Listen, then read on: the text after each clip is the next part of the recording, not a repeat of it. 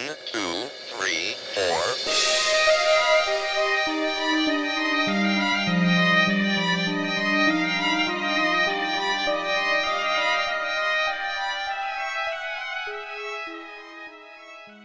Hi guys, I'm Marie. And I'm Maddie. And this is Lost in the Woods. Welcome. Yes.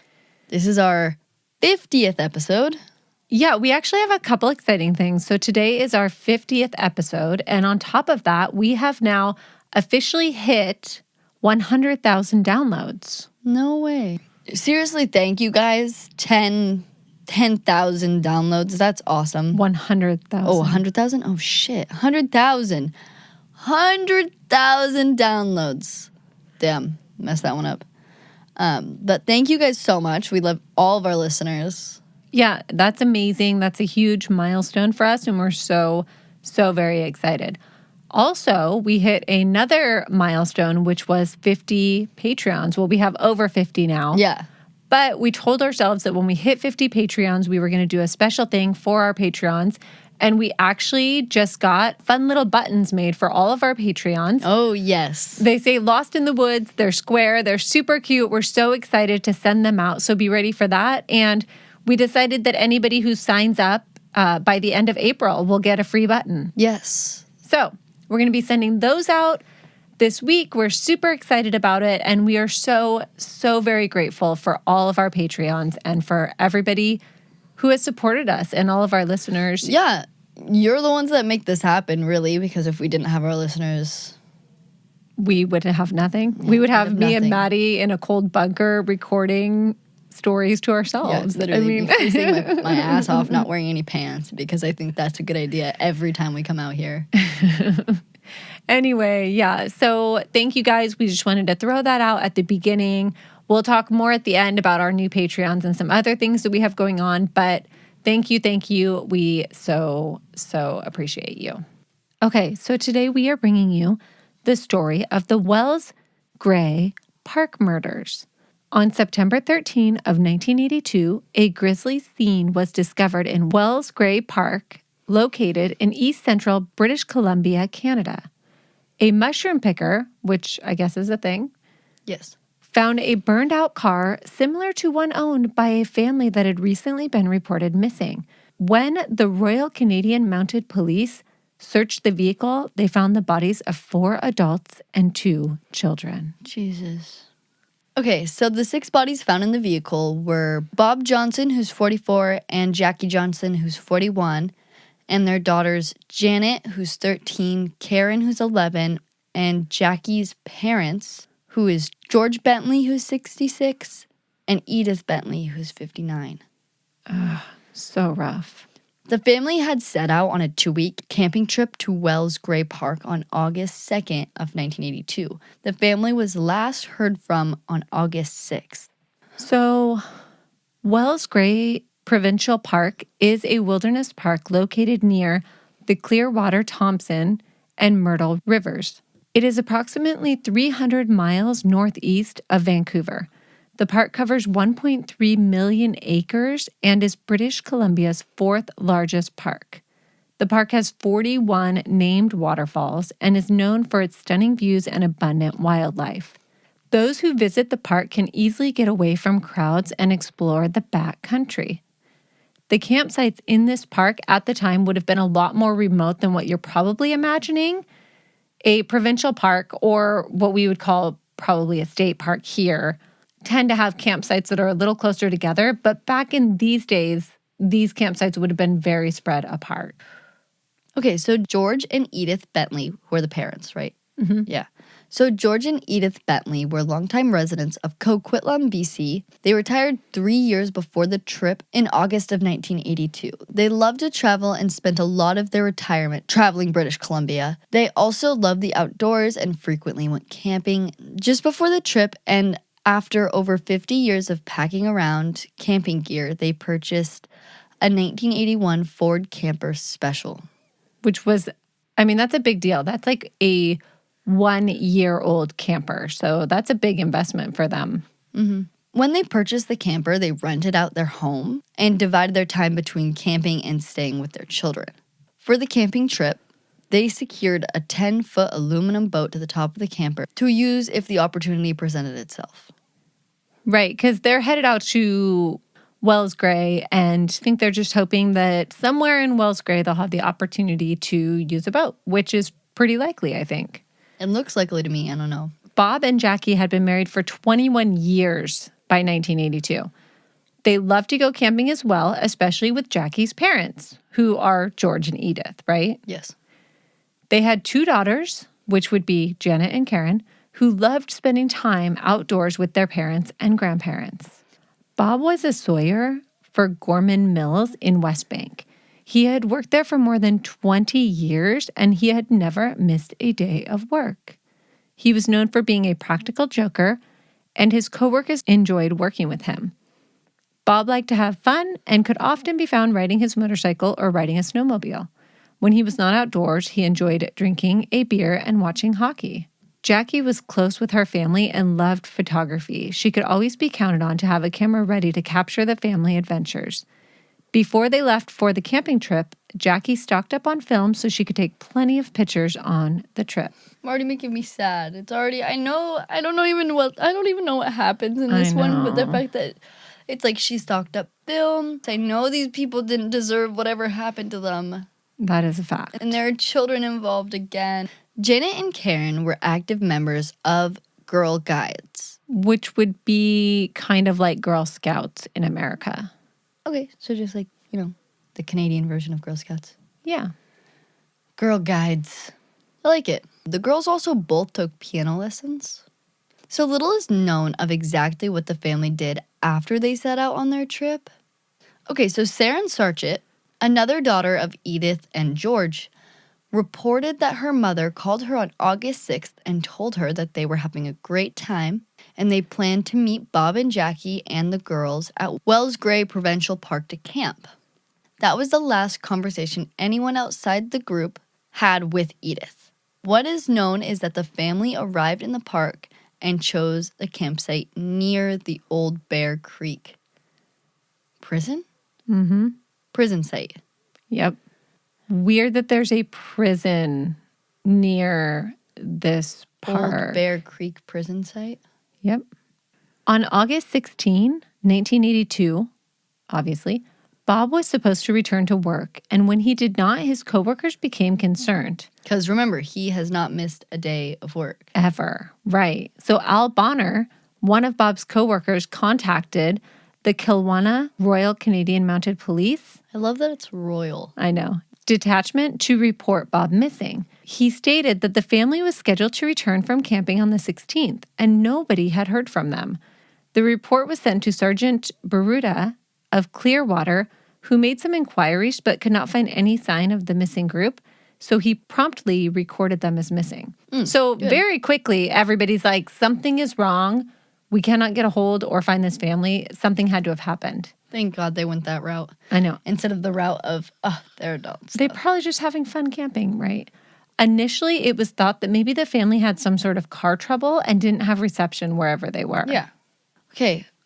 So while law enforcement started searching for clues, Brian Bentley, so George and Edith's son, and his wife Linda started asking around for information and showing photos of the family to everybody they met. So a service station attendant 40 miles east of Clearwater recalled seeing George and Jackie and the 2 girls refueling the car. So the group asked for recommendations on places to pick berries. With this information, the Royal Canadian Mounted Police launched a search in Wells Gray Park looking for the missing family. Searches included the Royal Canadian Mounted Police officers, private citizens, and local pilots. Cool. Yeah. Local pilots are just hopping on this. I love that. They used all-terrain vehicles, 4x4 vehicles, and aircrafts to search the terrain. Unfortunately, no sign of the missing family was found. And on September 13, a local mushroom picker named Kurt Jacques reported that... French?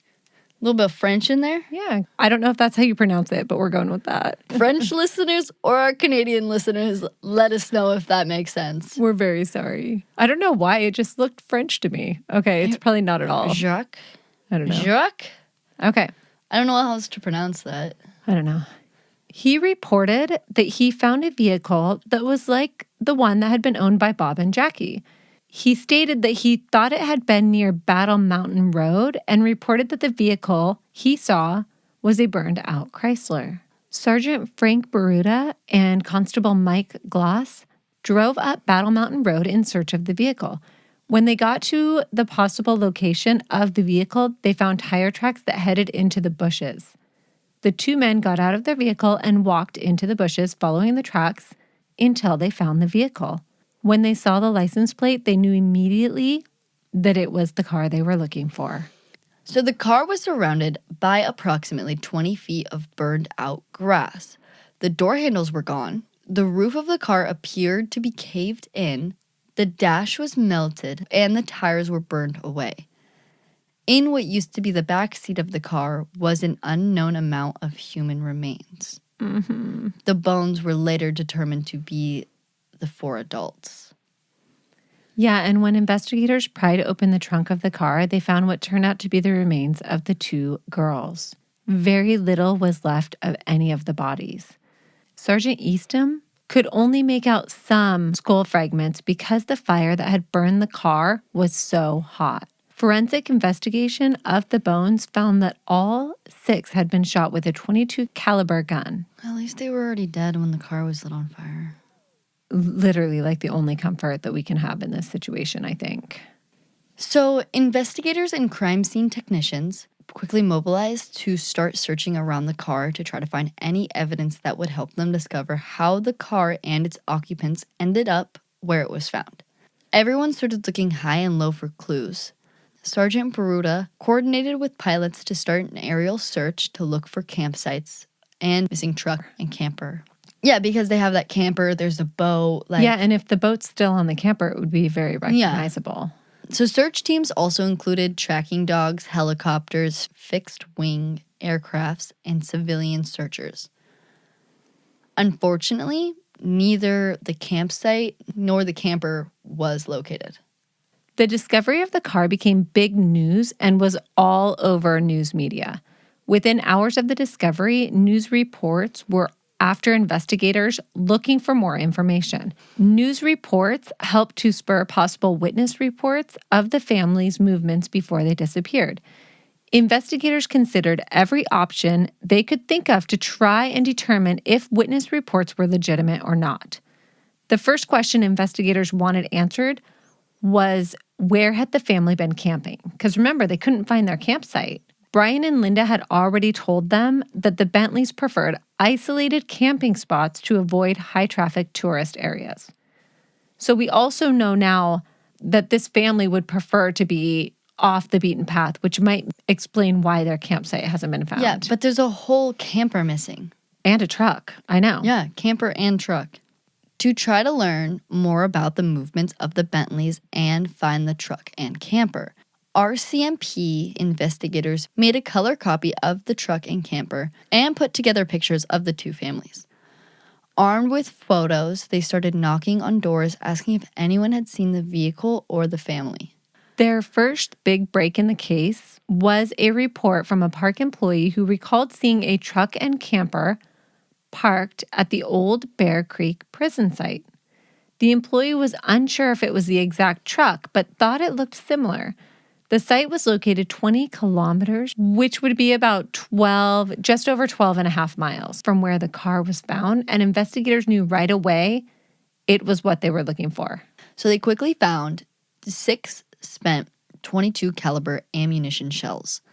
They also found some beer caps from a brand that was known to be drunk by Bob Johnson, and full bottles of beer cooling in the nearby stream. So they also found 2 sharpened sticks thought to have been used for roasting marshmallows.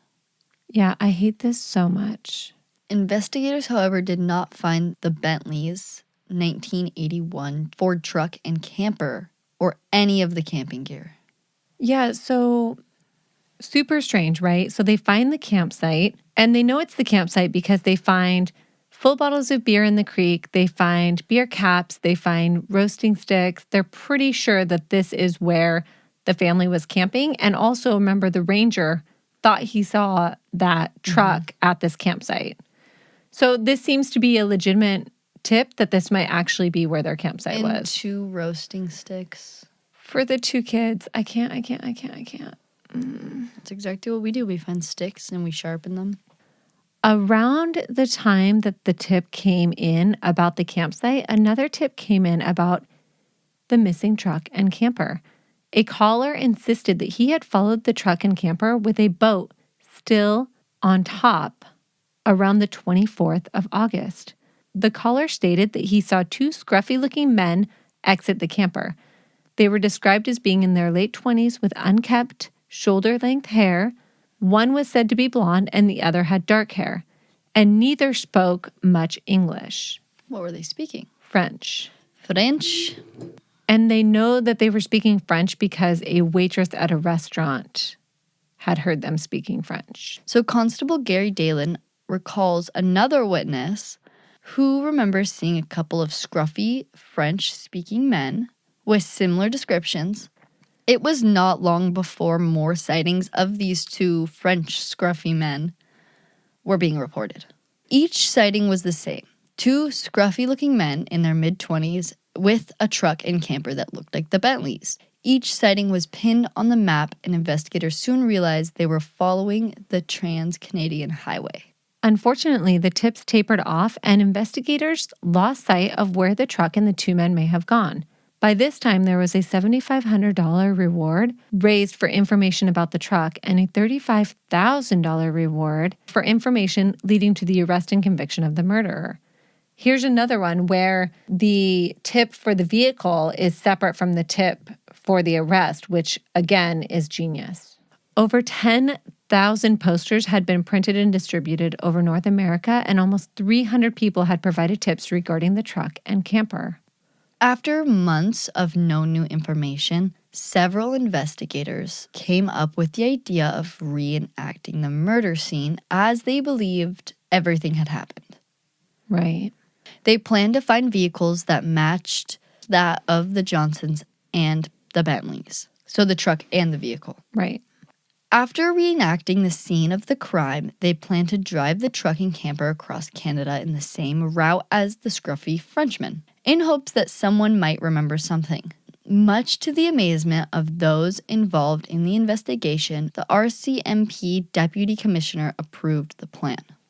Yep, so they're doing their reenactment. And we've actually seen this in other cases, not to this level. This extent, yeah. But we've seen this where somebody goes missing, so they have somebody who wears the same thing on the same day at the same time, and they follow the route to try to trigger people's memories. Mm-hmm. So we've seen this before. It's not super uncommon, although this is a very extreme version of it.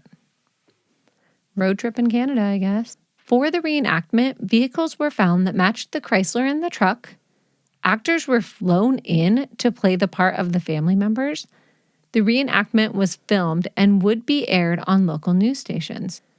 Before the truck and camper headed out on the path of the suspects, hundreds of copies of composites of the French-speaking men were printed up and would be used and delivered at each stop planned along the route. Good idea. Yeah. On May 9th, 1983, the truck and camper started their trip across Canada. The reenactment trip sparked a flood of new calls with reports of people who thought they saw the original truck and camper. As tips came in, the local departments were following up and investigating them. In August, police got the tip that they were looking for. An auto mechanic in Windsor, Ontario, recalled seeing 2 men that looked similar. They had asked to have the truck repainted and wanted to pay in cash. When the mechanic saw the truck, he said it did not have the camper and that he noticed the same modifications on the truck as what George had done to his truck. Investigators were skeptical, but the witness had details that were never released to the public. The witness also stated that the men had a couple of guns that they were trying to get rid of. The witness said he told them that he did not want any part of it and recommended that they cross the border into the U.S. and see if someone there could help them out. Awesome. Super cool. Very illegally. You cannot bring weapons across the border. Nope. We actually know somebody who was not allowed to cross the border for a really long time because they accidentally had a gun in their stroller when they were crossing the border. They even were like, hey, I need to I have a weapon. I'm sorry, it was an accident. And then they got banned from Canada for years. Oh, and spent like $10,000 on lawyers too. Do not take a gun into Canada. And for the record, no, it was not me. It wasn't. It kind of sounds like something that would happen to my mother, but it was not her. While investigators were following the trail of the two French-speaking men, on October 18th, Sergeant Eastham received a call that two forest rangers near Bear Creek on an old logging road had found the Bentley's truck. Yep. At first, no one could believe that it was true, but soon it was confirmed that the vehicle found was the missing truck. And you guys, the truck was found only 15 miles from where the family had been murdered and 20 miles from where the car had been located. It had also been burned using an accelerant. The truck was well hidden, and it appeared that somebody had tried to drive the truck into the gorge, but logs had blocked the path. Investigators felt that the location of the truck meant that whoever was responsible for the death of the families must have been a local. So, in case you didn't catch that, the two scruffy Frenchmen that were chasing across the country, completely unrelated. Yep, the scruffy Frenchmen. They do not have the family's truck. They probably had nothing to do with the murder. They just happened to be two men driving through Canada with a similar truck and trailer. With a boat on it? Are you serious? Maybe it didn't have a boat on it. Maybe someone just made Put that up. boat on there. Mm-hmm. Yeah. Because that can happen, because imagine you see a couple days later on the news that there was a truck and a trailer, and you're like, wait, I saw a truck and trailer. And then Wait, it's like, was there a boat on there? Maybe there was a boat on there. I think there was a boat on there. I think that's them. And then either way, so much time was spent investigating this lead in the wrong direction that cops didn't really focus initially on local possibilities or suspects. Well, because the Frenchmen looked so perfect. I know, hindsight, right? I do feel like, though, these Frenchmen had to be real for there to be so many tips specifically about them. Yeah, they probably were real, honestly. It was probably just two men, unrelated. Ugh. So police were able to lift the truck out of the area using a helicopter, and it was sent to a crime lab in Vancouver. The truck was examined for clues, but nothing was found. I mean, it was burnt. Mm-hmm. Investigators then turned to questioning possible suspects in nearby Clearwater by going door to door throughout the communities, questioning everyone. They also received over 13,000 tips that had come in since the family had been found. Yeah, and one day a tip came in on a local man named David Shearing that suggested he might be the man that police were looking for. According to the informant, David had run over a person in the park a few years earlier and had never been prosecuted. Later that day, an investigator came in with a slip of paper that simply said David Shearing. The man who turned it in said a waitress at a restaurant had handed it to him. So we're starting to get tips about this David Shearing now. I mean, if he's your local crazy, ran over someone in the park, what? Okay, so David was 23 years old. Oh my goodness. I'm always kind of mind blown when it's someone that's so young, and I'm like, oh God, this person's in my age group. This is my... Disturbing. Yes. So David was 23 years old and had lived just 3 miles from where the murders took place. Real close. He was not unknown to police. So great guy. Great guy. He had frequently been arrested for assault, drinking and driving, and drug possession. Right, so all pretty minor offenses at this point. And David did come from a well-known and respectable family who had an extensive background in law enforcement. His father, deceased by this time, had been a prison guard at the local prison, and his brother was a sheriff. Although David had a long history of run-ins with the law, he did graduate from high school and had completed a heavy mechanics course. David and his family had been interviewed early in the investigation, but had not sparked any interest. He was thought to just be a Clearwater cowboy who liked to drink and get into fights. There's always one in the family. The next day, another tip came in while interviews were being conducted door to door. A woman remembered David Shearing asking how to re-register a truck and how to fix a bullet hole in a door. The tip was enough to launch David to the top of the suspect list. Well, what I find crazy is that the second they started focusing on local, all of a sudden they have a great suspect and multiple tips. And this is 83, so this is a year later. Yeah. On November 19, 1983, the Royal Canadian Mounted Police found David in Tumbler Ridge, just north of Kamloops. He was there to appear in court on a charge of stolen property, and this was for stealing tools or something like that. Dude, you would be surprised how much people's tools get stolen. So several investigators, including Sergeant Mike Eastham and Constable Ken Liebel, were immediately convinced of David's guilt, even though there was no evidence linking him to the crime. We just have these tips, right? Mm-hmm. Eastham and Liebel worked hard to try and gain his confidence and were able to eventually get him to confess to his crimes. It was almost as if he wanted to talk about them. When David was initially brought in for questioning, he thought it was related to the hit-and-run accident from the year before. The fact that you're brought in for questioning and you're not really sure what it's related to is kind of concerning. Which he immediately confessed to. After talking to him about the hit and run and some other crimes, investigators started interrogating him about the murder. During this interrogation, he accidentally admitted that he had heard the murders were committed at Bear Creek, which was a detail that investigators had not released to the public. Sergeant Eastham eventually got David to confess. Okay, so the fact that this detail was not released to the press, I don't think it's crazy that David would know this. He lived, within 2 miles of this crime scene. Oh, yeah. So he could have heard people talking about it, or he could have seen police converging on this area. Yeah.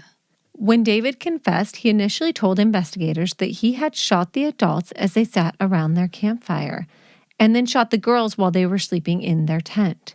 He said that his only goal had been to rob the family. Next, he loaded the bodies into the car, drove into the mountainside, and set the car afire using gasoline. He then cleaned the campsite, took the truck and camper back to his property, only deciding to burn it when he discovered it would be too difficult to re-register. That sucks, David. You couldn't re-register your stolen truck? That you didn't just steal, you fucking murdered a family for? So David also looted the campsite and the camper of anything that he thought might be of value. Many of the items he stole were recovered by investigators at his parents' ranch where he lived, so he did commit these crimes.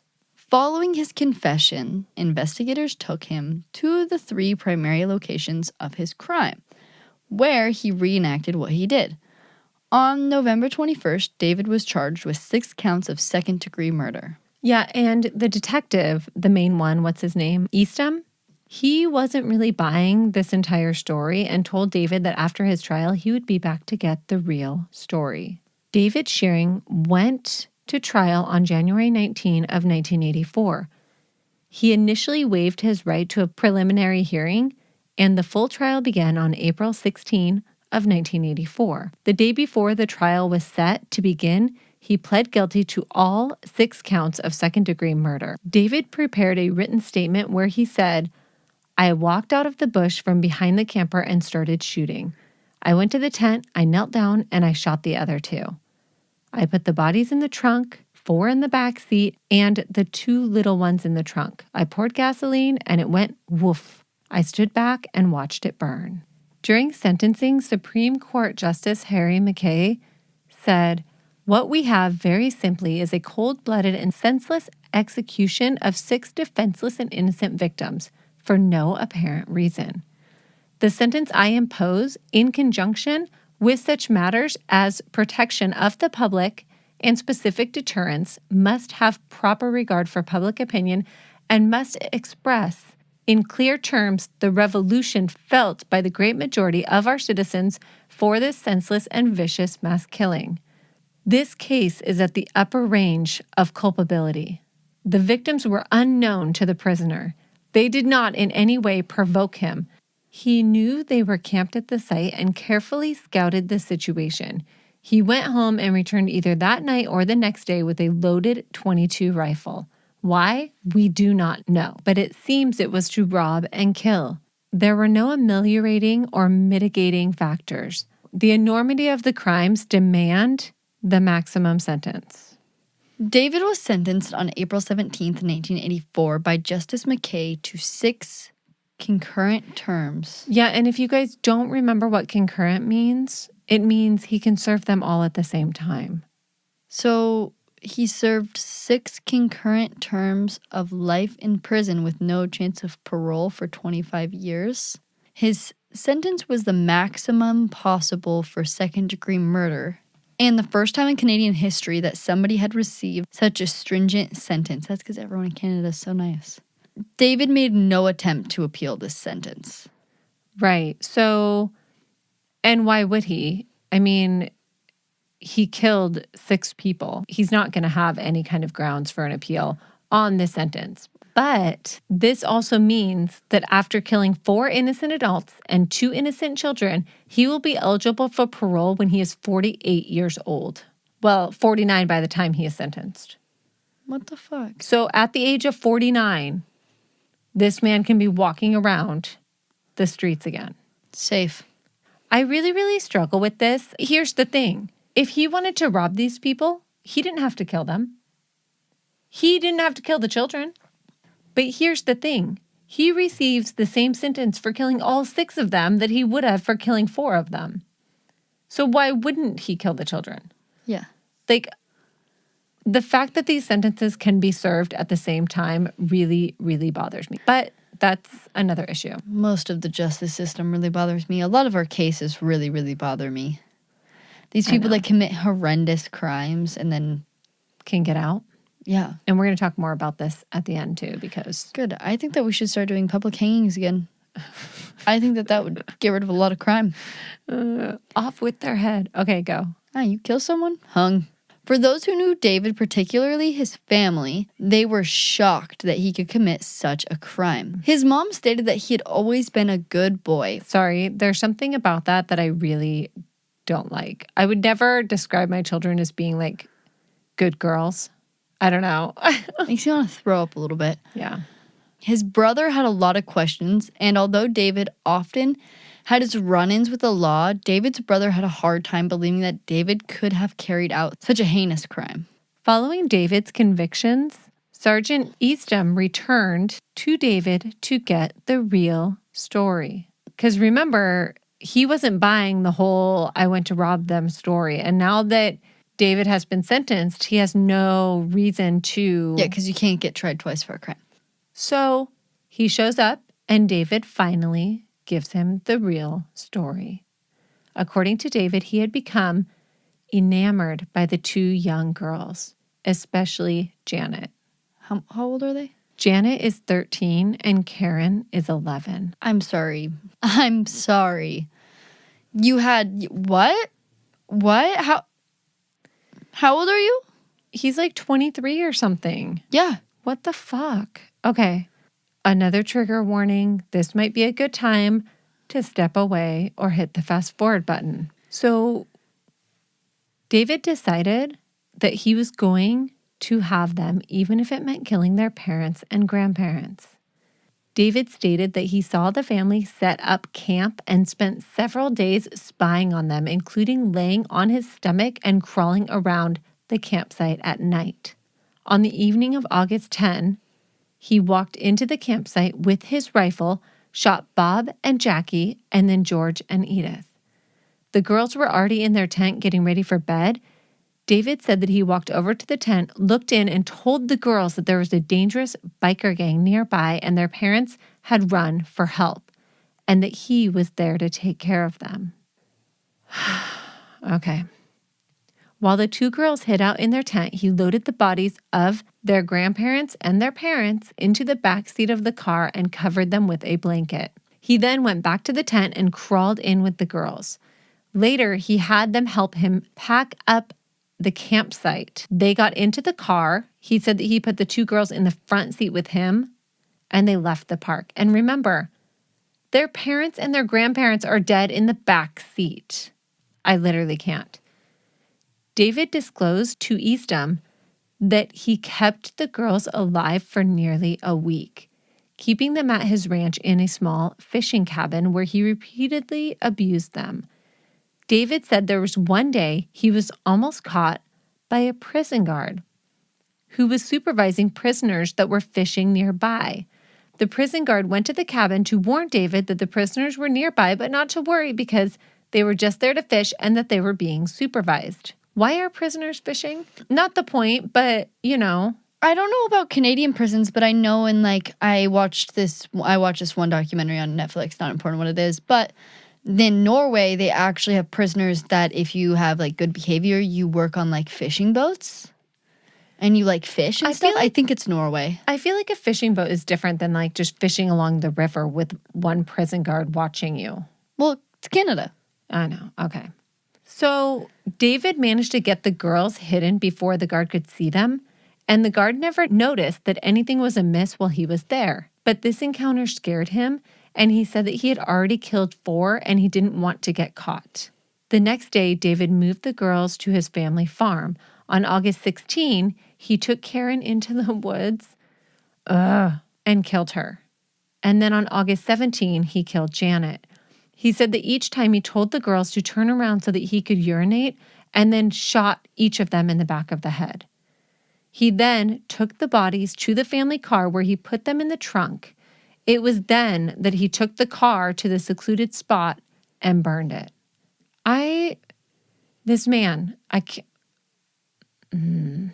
can't.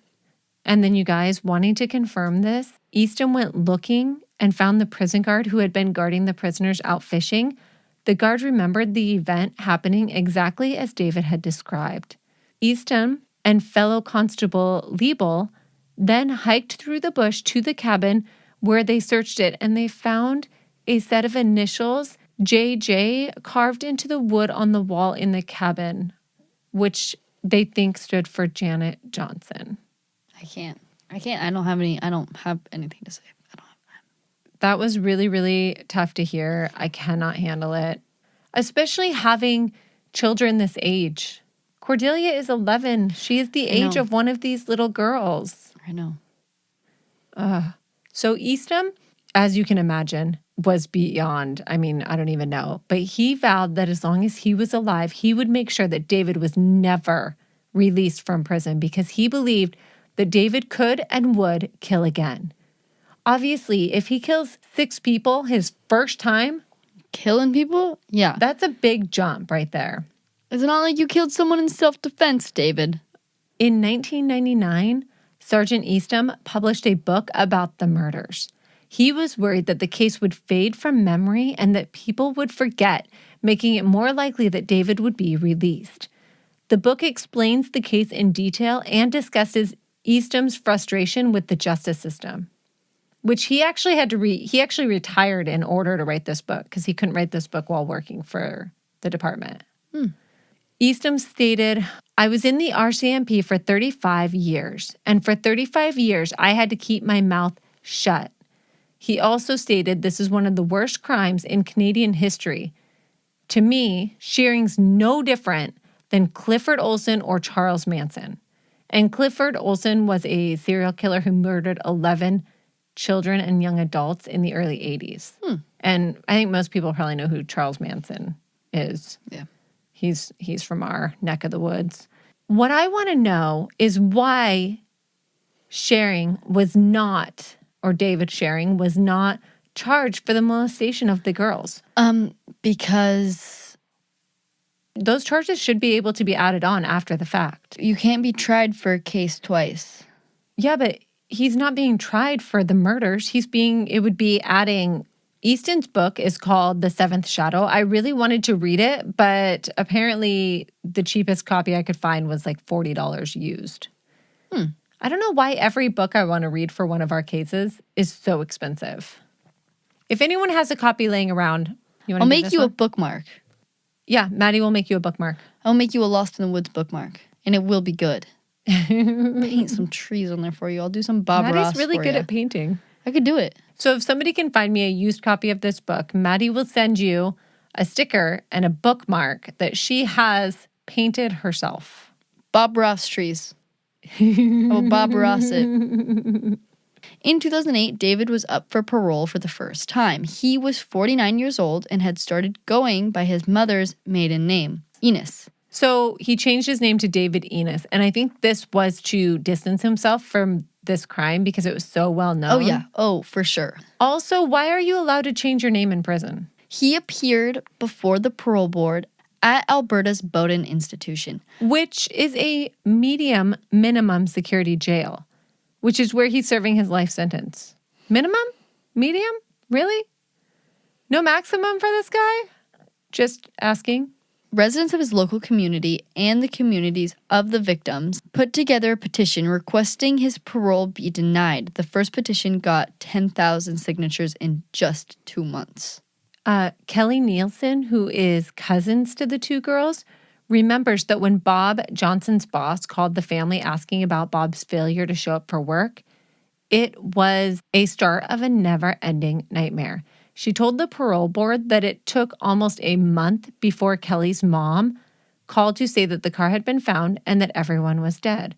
The memorial service for the family was held just before Kelly's 18th birthday, and all 6 victims fit inside a single baby-sized casket.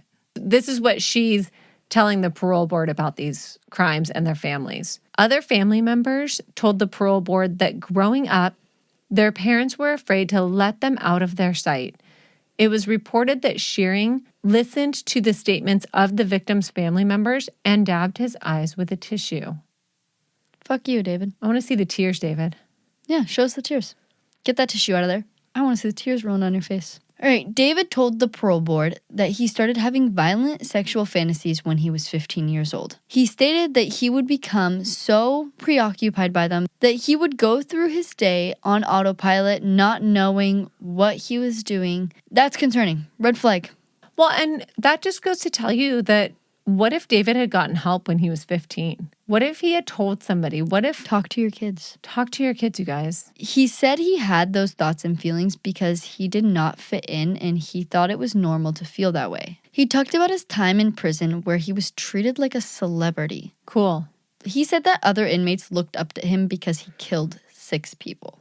What they didn't know is that he had molested the girls. David said that he was afraid of inmates finding out because they would have killed him for what he did to the girls. Yes. David said he did not start talking about the girls until he started treatment in 1995. He also married a woman from Prince, Alberta that same year. Really? They can get married in prison? Yeah, you can get married in prison. That should not be allowed. I'm sorry. They met in 1993 while he was in prison. They also get family time in prison. Yep. Which is conjugal visits, by the way. His wife, Heather Enos now, she says that he has changed and knows that he should be given another chance to be free. You know what, Heather? Fuck you too. Sorry, Heather, but the fact that you are okay with what he did, I don't know. You're okay that your husband decided that he needed to kill 4 people so that he could molest an 11 and a 13-year-old girl. Right. And I think that people can change. I don't think that all people can change. I'm going to go ahead and put David on that list. I'm going to say that I'm going to put all pedophiles on that list. David said that he could count on the support of his wife and that he should be allowed day parole to attend therapy sessions and eventually job interviews. During the hearing, David pulled out a crumpled piece of paper and read his first public apology in 25 years. He said, "My crime was enormous, brutal, and an inexcusable tragedy, resulting in tremendous loss to the community that I can never make up for. It makes me hate to be in my own skin." It should. Although shocked at this apology, the National Parole Board ruled that he still had violent sexual fantasies and had not completed his sex offender treatment. They determined that he was still a risk and denied his request for parole. You guys want to know why he didn't complete his sex offender treatment? One reason he said was because he would have to go to another facility to do it, and he didn't want to give up his visits with his wife. I hope you're both happy. Yeah. Hope you guys are very happy together. In 2012, when he came up for parole the next time, the parole board received a petition with 13,258 signatures to not let David go free.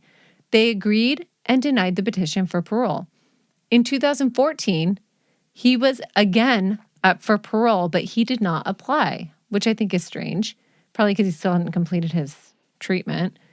In case he did apply, petitions were circulated and received 15,258 signatures, requesting that he remain locked up. David is still incarcerated at Bowdoin Institution in Alberta, Canada, and he is 63 years old. Can you imagine how exhausting it is for the family to go through this every 2 years? So, just so you all know, I went and signed the petition because it is due by May 1st of this year for his parole that is coming up. So we will put the link in the description. Please go sign this petition. It literally took me 2 seconds. I mean, if you agree that David should be in prison, go sign. I mean, if you don't go sign it. But you all know what will help you sleep at night. Yes. Sign, don't sign, it's up to you. You do what helps you sleep at night. Exactly. But we are going to put the link to this in our episode description. So, you know, I don't actually know how to do that or where that is, but I hear every other podcast I listen to call it an episode description. Don't worry, Maddie. I got even you. know where it is. I got you, Maddie. Where do you even find the episode description on a podcast? I'm serious. So we'll also post it on our social media. You can also find it on the Justice for the Johnson Bentley Families on Facebook. Yeah, and another huge call out to Heather Ponceno, who helped us with the research on this episode. You are amazing. This episode is brought to you by Heather Ponceno. I think we should say it like that. Okay. Because I enjoyed that much more. Done. So yeah, thank you, Heather. We so appreciate you. You're amazing. Thank you to everybody who helps us and supports us and listens to us and posts us on their stories. Yep. Go check us out on social media. At Lost in the Woods podcast of variations on pretty much every social media. You'll be able to find it. You'll be fine.